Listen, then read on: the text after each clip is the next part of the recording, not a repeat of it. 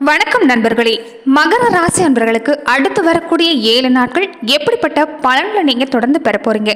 என்ன மாதிரியான விஷயங்கள் எல்லாமே சாதகமாக அமைஞ்சிருக்கு?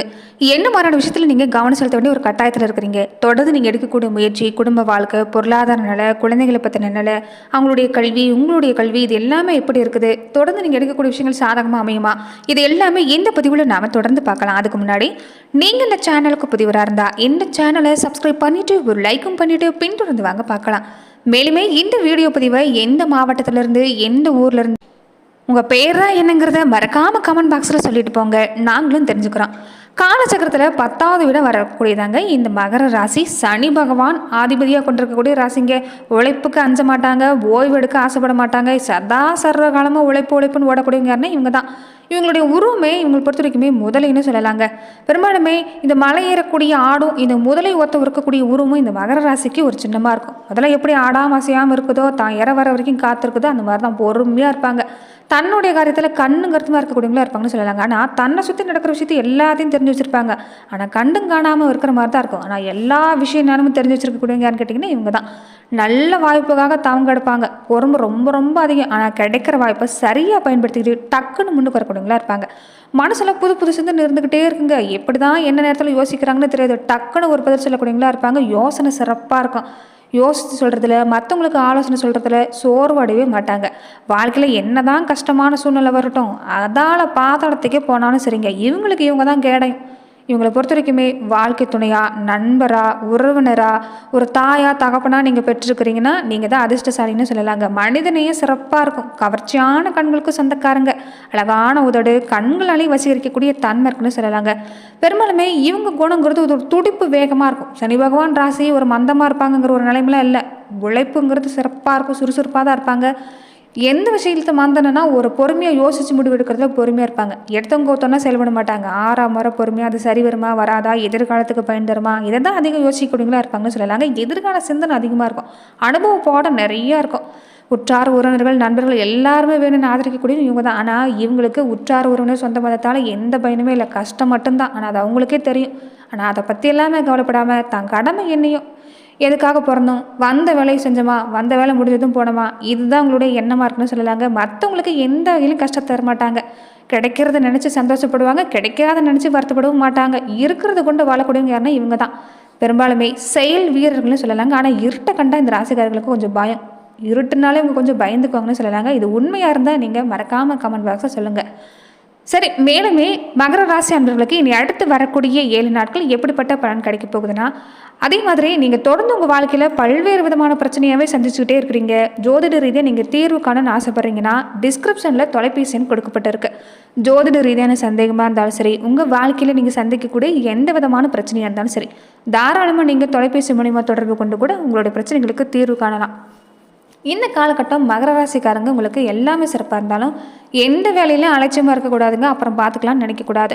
யாருக்கிட்டையும் பகச்சிக்காதீங்க. இந்த நேரம் கோபங்கிறது தன்னால் வரும் தான். ஆனால் கோபத்தை கட்டுப்படுத்துறது நல்லது.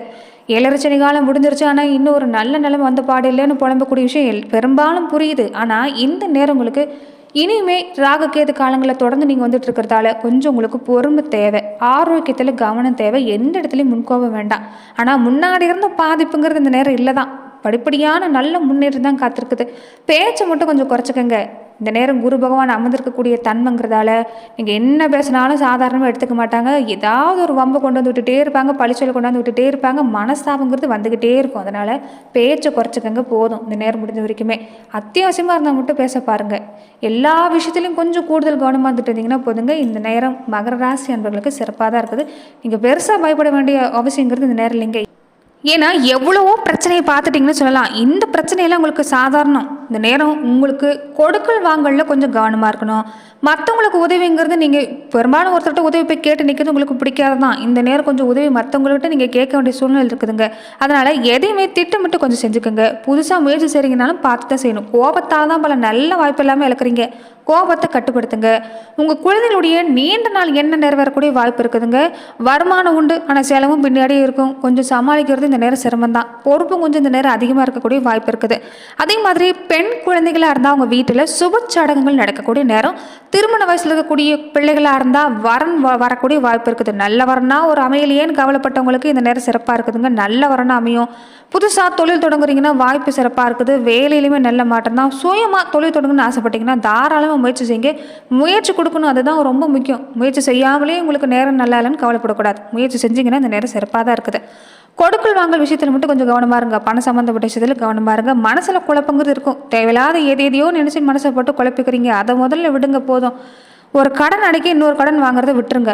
அது சங்கிலி தொடர மாதிரி வளரதான் ஆரம்பிக்குமே தவிர குறையாது. இந்த நேரம் கடன் வாங்கினீங்கன்னா வளரும். முடிஞ்ச வரைக்குமே கடனை தவிர்க்க பாருங்கள். இருக்கிறத கொண்டு பண்ணுங்க. எதுவாக இருந்தாலும் முடிஞ்ச வரைக்குமே யாருக்காவது பணம் கொடுக்கணும், நீங்கள் பணம் கொடுக்க வேண்டிய ஒரு கட்டாயத்தில் இருக்கிறீங்கன்னா நீங்கள் அவங்கக்கிட்ட உங்களுடைய நிலைமை எடுத்து சொன்னால் பாருங்கள். புதுசாக கடன் பெற முயற்சியே வேண்டாம். தொழில் வியாபாரத்தை பொறுத்த வரைக்கும் இந்த நேரம் சிறப்பாக இருக்குது. அனுசரணை நடந்துக்குவாங்க. கூட பழகக்கூடியவங்களும் இந்த நேரம் அனுசரணை நடந்துக்குவாங்க. வருமானத்தை பொறுத்த வரைக்கும் உங்களுக்கு வரவும் செலவும் சமந்தான். ஆனால் வளர்ச்சியில் எந்த பாதிப்புமே இல்லை. ரொம்ப முக்கியமாக இந்த நேரம் நீங்கள் பைரவர் வழிபாடு செஞ்சுக்கிறது நல்லது. மகர ராசி அன்பர்கள் குலதெய்வ வழிபாடு எந்த அளவுக்கு முக்கியமோ அதே அளவுக்கு முக்கியம் இந்த நேரம் பைரவர் வழிபாடு செய்கிறது நல்லதுங்க. வீட்டுக்கு பக்கத்தில் பெண் தெய்வம் ஏதாவது இருந்தால் நீங்கள் ராகு காலத்தில் நீங்கள் தீபேற்றி வழிபாடு செய்ய பாருங்கள். குடும்ப வாழ்க்கைன்னு எடுத்துக்கிட்டிங்கன்னா இந்த காலகட்டம் பொறுத்த வரைக்குமே கொஞ்சம் உங்களுக்கு உங்கள் பணத்தை நீங்கள் எண்ணி தான் செலவு செஞ்சாகணும். மனசில் இருக்கக்கூடிய ஆசை ஒரு பக்கம் இருந்தாலும் ஆசையை கட்டுப்படுத்துங்க. பணம் சம்மந்தப்பட்ட விஷயத்தில் கவனமாக இருங்க. மற்றவங்களுக்கு உதவி செய்கிறங்கிற பேரில் பணத்தை கொடுத்துட்டு ஏமாந்துடாதீங்க. ஏன்னா கொடுக்குற பணம் இந்த நேரம் பெரும்பாலும் திரும்ப வராதுங்கிறதா ஒரு உண்மை. குடும்ப ஒற்றுமை மன நிம்மதி பொறுத்த வரைக்குமே இந்த நேரம் உங்களுக்கு வெகுவாக கொஞ்சம் பாதிக்கக்கூடிய நேரம் தான். எனக்கு கருத்து வேறுபாடு இருக்கும். ஒருத்தருக்கு ஒருத்தர் விட்டு கொடுத்து போகிறது அனுசரணை நடந்துக்கிறது நல்லது. ஏன்னா எவ்வளோ காலம் பொறுமையாக இருந்துட்டீங்க. நீ பொறுக்க முடியாதுங்கிற ஒரு சூழ்நிலை தான் இருக்கிறீங்க. அதனால் கோபங்கிறது தன்னால் வெளிப்படும். நான் என்ன தான் ஆசைப்பட்டாலும் என் ஆசை யாரும் நிறைவேற்றி தர மாட்டாங்கிறாங்க ஒரு எண்ணம் உங்கள் மனசில் இருக்குங்க. மற்றவங்களுக்கு எல்லாமே ஓடா தேய்கிறேன், நல்லா பாடுபடுறேன், உழைச்சி நல்லா கொடுக்குறேன். குடும்ப வாழ்க்கையிலையும் அப்படி தான். குழந்தைகளுக்காகவும் பாடுபடுறேன், வாழ்க்கை துணைக்காகவும் பாடுபடுறேன், உற்றார உறவினருக்காக பாடுபடுறேன். ஆனால் எனக்காக யாரும் யோசிக்க மாட்டாங்கிறாங்கிற ஒரு சிந்தனை தான் உங்களுக்கு அதிகமாக இருக்கும். அதுவே உங்களுக்கு கோபம் அதிகமாக இருக்கும். எதை சொன்னாலும் எரிஞ்சு விழுற மாதிரி தான் இருப்பீங்க. அதனால் இந்த நேரம் உங்களுக்கு நன்மை செய்யக்கூடிய வாய்ப்பு குடும்பத்தில் எல்லாமே இருக்குது. கோபத்தால் தான் கொஞ்சம் பல விளைவு ஏற்படுது. அதனால் கோபத்தை கட்டுப்படுத்துங்க. விழிப்புணர்ச்சியோடு இருங்க. உங்கள் பணம் பொருள் மேலே விழிப்புணர்ச்சியோடு இருக்கணும். திருமண முயற்சி பொறுத்த வரைக்குமே சிறப்பாக தான் இருக்குது. ஆனால் வரனை தேர்ந்தெடுக்கிறதுல கவனமாக இருக்கணும். எந்த முடிவாக இருந்தாலும் தீர விசாரித்து அதுக்கு பின்னாடி நீங்கள் இந்த நேரம் செய்ய பாருங்கள். எந்தெந்த விஷயத்தில் எல்லாமே ஜாக்கிரதையாக இருக்கணுமோ அது முன்கூட்டியே சொல்கிறதால இந்த விஷயத்தில் கவனமாக இருந்துக்கிட்டிங்கன்னா போதுங்க, உங்களுக்கு சிறப்பாக இருக்குது. வேலைன்னு எடுத்துக்கிட்டிங்கன்னா இந்த நேரம் யாருக்கும் வாக்குறுதி கொடுக்கக்கூடாது. மற்றவங்க வேலையை நீங்கள் இழுத்து போட்டு செய்யக்கூடாது. உங்களுக்கே வேலை அதிகம்தான். பெரும்பாலும் மகர ராசி அன்பர்கள் பல வேலையை இழுத்து போட்டு செய்யக்கூடியவங்களா தான் இருப்பீங்க. உங்களுக்கே வேலை அதிகமாக இருக்கிறப்ப நீங்கள் மற்றவங்க வேலையை இழுத்து போட்டு செய்யாதீங்க. அதை எக்கட்டெல்லாம் மாட்டி விட்டுறவும் கொஞ்சம் கவனமாக இருங்க. அதே மாதிரி இந்த நேரம் மற்ற ஊழியர்கள் கூட வேலை பார்க்கக்கூடியவங்க, நீங்கள் வேலை செய்கிறதுல இருக்கக்கூடியவங்களோட மற்ற விஷயத்தை விவாதிக்கக்கூடாது. உங்கள் குடும்ப வாழ்க்கையை பற்றி நீங்கள் பேசிக்கக்கூடாது. மற்றவங்க குடும்ப வாழ்க்கையை பற்றி நீங்களாகவும் தலையிடக்கூடாது. நீங்கள் உண்டு உங்கள் வேலை உண்டுன்னு இருக்கிறது நல்லது. யார்கிட்டையும் அதிகமாக நெருங்கி பழகிறத தவிர்த்துக்குங்க. இந்த நேரம் பொறுத்த வரைக்குமே தேவையில்லாத வீண் பழி வரக்கூடிய நேரம் தான். முடிஞ்ச வரைக்கும் கவனமாக இருக்க பாருங்கள். நீங்கள் நல்லவங்க தான், நீங்கள் நல்லபடியாக இருக்கணும்னு தான் ஆசைப்படுவீங்க. ஆனால் இந்த நேரம் வீண் பழி கொண்டு வந்து விட்டுருவாங்க. கவனமாக இருந்துக்கங்க. தொழில் வியாபாரம் எடுத்துக்கிட்டிங்கன்னா இந்த நேரம் உங்களுக்கு சிறப்பாக தான் இருக்குது. அதாவது முன்பணம் இல்லாமல் ஒரு பொருள் அனுப்புறீங்கன்னா கடனுக்காக யாருக்கும் அனுப்பாதீங்க. ஏன்னா அந்த பணம் திரும்ப வராது. இந்த நேரம் உங்களை பாதுகாக்கக்கூடிய விஷயம் என்னென்னா முன்னெச்சரிக்கை செயல்படுறது மட்டும்தாங்க. கலைத்துறையை சார்ந்திருக்கக்கூடியவங்களுக்கு வருமானம் இந்த நேரம் பொறுத்த வரைக்கும் உங்களுக்கு சிறப்பாக தான் இருக்குது. பண நெருக்கடி கொஞ்சம் இருக்கும். அதனால் திட்டமிட்டு செலவு செய்ய பாருங்கள். அரசியல் துறையை சார்ந்திருக்கக்கூடியவங்களுக்கு எப்படி இருக்குன்னு பார்த்தீங்கன்னா இந்த காலகட்டங்களில் நீங்கள் எதையுமே எதிர்பார்த்துருக்க முடியாதுங்க. கொஞ்சம் எதிர்ப்பு உருவாகும். அரசியல் துறையை சார்ந்திருக்கக்கூடியவங்களுக்கு நீங்கள் எதை சொன்னாலும் எதிர்ப்பாங்க. உங்கள் பேச்சுக்கு மறுபேச்சு பேசிக்கிட்டே இருப்பாங்க. மனசில் கொஞ்சம் கஷ்டத்தை தரும். விழிப்புணர்ச்சியோடு இருந்துக்கங்க. பிரச்சனை ஏற்படுறதுக்கு முன்னாடி இந்த நேரம் நீங்கள் செயல்பட்டுக்கிறது தான் நல்லது. சாணக்கியத்தானே வேணும். மாணவர்களுக்கு எப்படி இருக்குன்னு பார்த்தீங்கன்னா படிப்பில் முழு கவனம் செலுத்தணுங்க. பொழுது கழிக்கிறது மற்ற விஷயத்தில் தான் உங்களுக்கு இந்த நேரம் அதிக ஈடுபாடு இருக்குது. அதை தவிர்க்கிறது நல்லது. மாணவர்களுக்கு இந்த நேரம் படிப்பில் கவனக்குறைவு இருக்கக்கூடாது. இந்த நேரத்தில் தான் நீங்கள் எந்த அளவுக்கு ஆர்வத்தோடு செயல்படுறீங்களோ கடைசி வரைக்குமே அதே ஆர்வம் வரும். படிப்புலையும் நல்ல மதிப்பெண் பெற முடியும். அதனால் முடிஞ்ச வரைக்குமே மூத்தவங்க சொல் பேச்சு கேட்டு நடக்க பாருங்கள். வீட்டில் இருக்கக்கூடிய தாய் தந்தை ஆசிரியர்களுடைய வழிகாட்டுதல்கள் படி நடக்க பாருங்கள். நல்ல மதிப்பெண் பெறக்கூடிய வாய்ப்பு இருக்குது. ரொம்ப ரொம்ப முக்கியம். கூடா நட்பு கேடாய் விளையின்னு கேள்விப்பட்டிருப்பீங்களா? அது இந்த நேரம் உண்மை. நண்பர்கள் நம்பி நீங்கள் எந்த விஷயத்தையும் செய்ய முடியாது. நல்லவங்க யாரு கெட்டவங்க யாருங்கிற ஒரு குழப்பம் இருந்துக்கிட்டே இருக்கும். அதனால் முடிஞ்ச வரைக்குமே உங்கள் மனசுக்கு தப்புன்னு தோணுதா அவங்கள விட்டு விலகிருங்க. நல்ல நட்பு தான் இந்த நேரம் உங்களுக்கு ரொம்ப முக்கியம். இந்த நேரம் நீங்கள் சாதாரணமாக இருந்தாலும் நட்டு வகையில் பிரச்சனை ஏற்படக்கூடிய வாய்ப்பு இருக்குது. அதனால் அந்த வகையிலும் கவனமாக இருந்துக்கோங்க.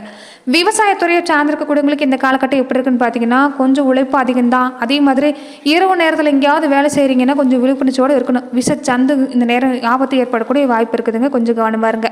பெண்களாக இருக்கக்கூடியவங்களுக்கு நீங்கள் செய்கிற செயலையும் பேச்சிலையும் தான் கவனமாக இருக்கணுங்க. பிரச்சனை தவிர்க்கணும்னா இந்த விஷயம் தான் ரொம்ப முக்கியம். அதே மாதிரி இந்த உடல்நல பிரச்சனை கொஞ்சம் இருக்கும். கை கால் மூட்டு வலி, வயிற்று வலி, இந்த தலை சுற்றுறது, அதே மாதிரி இந்த மாதவிட பிரச்சனை, இது எல்லாமே ஏற்படக்கூடிய வாய்ப்பு இருக்குது. நீங்கள் செய்யக்கூடிய வேலை எளிமையான சிகிச்சை எடுத்துக்கிட்டு வரணும். உடற்பயிற்சி செஞ்சுட்டு வரணுங்க. நிறைய உடலில் நீரேற்றத்தை ஏற்படுத்த பாருங்கள். நீர் நிறைய சாப்பிட பாருங்கள். அதனால் உங்களுக்கு நல்ல பலன் கிடைக்கக்கூடிய வாய்ப்பு இருக்குது. உழைப்பு ஒரு பக்கம் வேணும் தான், ஆனால் ஓய்வு இந்த நேரம் ரொம்ப முக்கியம். ஓய்வு கொஞ்சம் நீங்கள் உடம்புக்கு கொடுக்க பாருங்கள். கண்டிப்பாக நல்ல மாற்றம் காத்திருக்குது. கடுமையான உழைப்பு இந்த நேரம் உண்டு. ஆனால் காலம் கடந்து சாப்பிட்றது, காலம் கடந்து நீங்கள் தூங்குறத கொஞ்சம் தவிர்த்துக்குங்க. வேலைக்கு சரியான ஆரோக்கியமான உணவு எடுத்துக்கிறது நல்லது. இந்த நேரத்தில் பொறுத்த வரைக்குமே நீங்கள் சனிக்கிழமை நாட்களில் உங்கள் ராசி அதிபதிக்கு நீங்கள் தீப ஏற்றி வழிபாடு செய்கிறது நல்லது.